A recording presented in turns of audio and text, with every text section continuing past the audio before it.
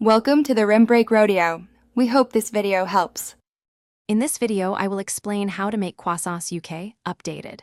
Start by measuring ingredients accurately, combine into a smooth dough, chill, and prepare a cold butter block for laminating. Roll and fold the dough 3 times with rests, shape tight rolls, proof until puffy, and bake until golden and crisp. Let croissants cool briefly so layers set, and you get a buttery, flaky interior ready to enjoy.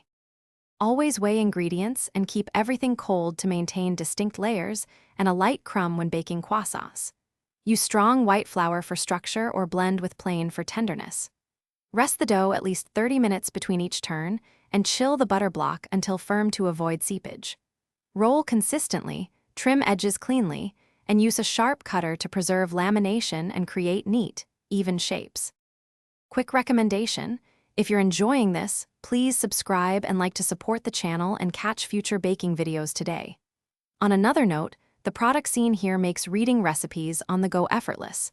The new Kindle Paperwhite is great for kitchen reference and pourability.